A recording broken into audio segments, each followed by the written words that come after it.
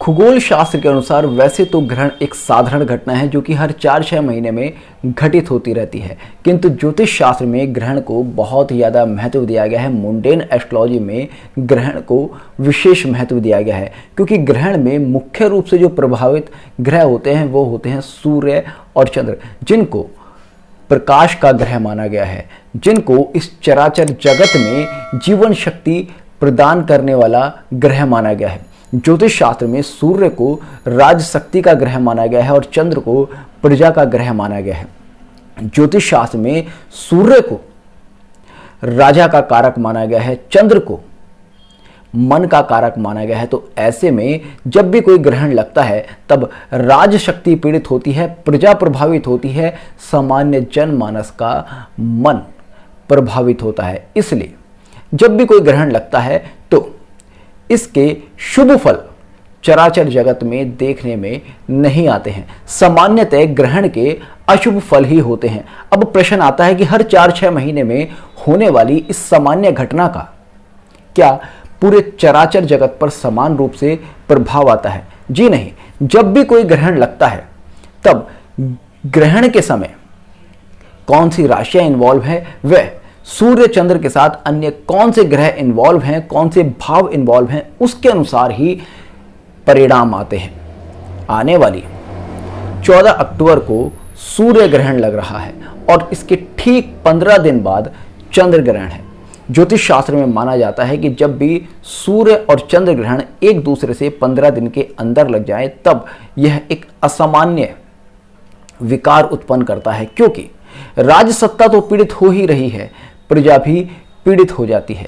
राजा तो पीड़ित हो ही रहा है, मन भी पीड़ित हो जाता है। तो ऐसे में जब भी 15 दिन के भीतर 2 ग्रहण लगते हैं तब इसके असामान्य प्रभाव देखने में आते हैं।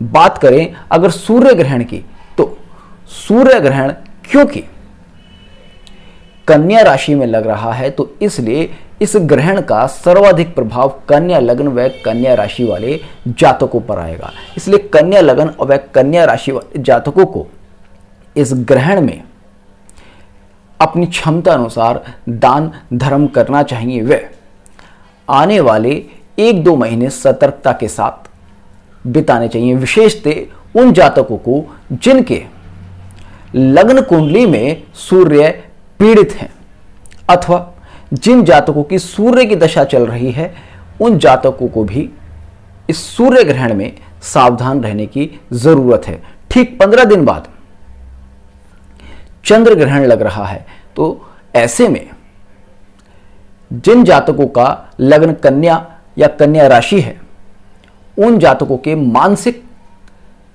डिप्रेशन की स्थिति बहुत ज्यादा बढ़ सकती है। साथ ही साथ क्योंकि चंद्र ग्रहण मेष राशि में लगेगा, इसलिए मेष राशि व मेष लगन वाले जातकों को भी यहां पर थोड़ा सा संयम रखने की जरूरत है, थोड़ा सा सावधान रहने की जरूरत है। सिंह राशि व सिंह लगन वाले जातकों पर, कर्क राशि व कर्क लगन वाले जातकों पर हमेशा किसी भी ग्रहण का नैसर्गिक रूप से प्रभाव आता ही आता है, क्योंकि जब भी कोई ग्रहण लगता है तो सूर्य अथवा चंद्र पर लगता है और इन राशियों के स्वामी सूर्य व चंद्र ही हैं।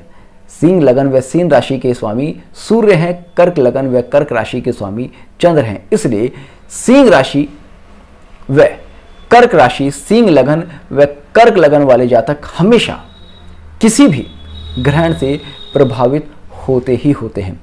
वर्तमान में अगर आप देखेंगे तो इजराइल और हमास का युद्ध चल रहा है। अब से लगभग 4 महीने पहले मैंने अपनी एक वीडियो में क्लियरली कहा था कि अक्टूबर-नवंबर का समय विश्व पटल पर युद्ध जैसी स्थितियों को जन्म दे सकता है, प्राकृतिक आपदाओं को जन्म दे सकता है और धर्म विरोधी गतिविधियों को बढ़ा सकता है। और आपने देखा इजराइल और हमास के बीच युद्ध भी छिड़ गया, कई जगह भूकंप के झटके भी आए और अभी बिहार में एक रेल दुर्घटना भी हुई।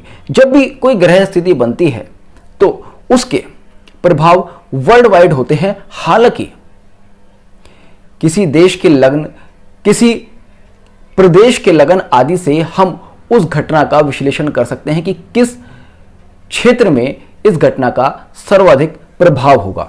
अगर हम इजराइल की कुंडली देखें तो इजराइल की कुंडली कन्या लग्न की है, जहां पर कि इस समय सूर्य ग्रहण लग रहा है। तो इसलिए कह सकते हैं कि यह सूर्य ग्रहण इजराइल के लिए बहुत ही ज़्यादा घातक होने वाला है।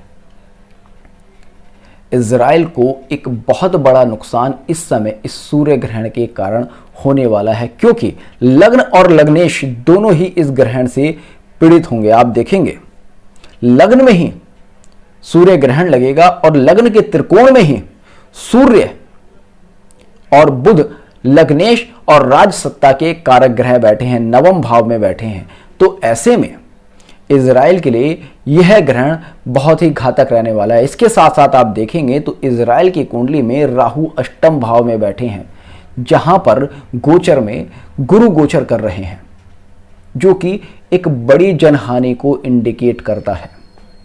यहां पर दिखाता है कि इजराइल की वजह से एक बड़ी जनहानि पूरी दुनिया में होने के योग बन रहे हैं। और साथ ही साथ आप देखेंगे राहु भी इजराइल की कुंडली के अष्टम भाव में ही गोचर कर रहा है।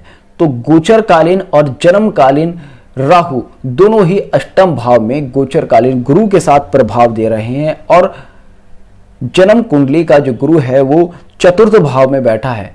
तो गोचर और जन्म कुंडली के गुरु राहु यहां संबंध बनाने के कारण एक बड़े विध्वंस के योग बन रहे हैं। और साथ ही साथ आप देखेंगे वर्तमान में इजराइल की कुंडली में राहु की ही दशा चल रही है, जो कि अष्टम भाव में बैठा है, अर्थात अष्टम भाव को बहुत ही ज्यादा प्रबल कर रहा है। और अष्टम भाव मृत्यु का भाव है, अष्टम भाव विध्वंस का भाव है। और इजराइल की कुंडली में तो अष्टम भाव में विध्वंस की राशि है, और विध्वंस पाप शक्तियों का कारक, विनाश का कारक ग्रह राहु भी अष्टम भाव में बैठा है। तो अष्टम भाव का इतना भारी एक्टिवेशन और इस सूर्य ग्रहण की घड़ी में और इस युद्ध की घड़ी में बहुत ही बड़े विनाश को दिखाता है। हम अगर आने वाले समय का गोचर देखें तो यह गोचर दिखाता है कि आने वाले समय में भी इजराइल को भविष्य में भी अगले 1-2 साल में भी बहुत बड़े नुकसान होने की संभावनाएं हैं। जिस तरह से रूस और यूक्रेन का युद्ध पूरी तरह से यूक्रेन को बर्बाद कर चुका है, उसी तरह से लगता है कि यह युद्ध विश्व पटल पर न केवल बहुत बड़ा नुकसान देगा, बल्कि इजराइल को भी अंदर खाने बहुत ही ज़्यादा कमज़ोर करने की क्षमता रखेगा। यह युद्ध अगर अगले 15-20 दिन में नहीं थमता है तो इस युद्ध के भी काफ़ी लंबे खिंचने के आसार हो सकते हैं। तो होपफुली आपको आज का ये वीडियो पसंद आया होगा। तो जुड़ रहेगा उस तरह के साथ। मिलते हैं नेक्स्ट वीडियो में, तब तक के लिए जय हिंद, जय भारत।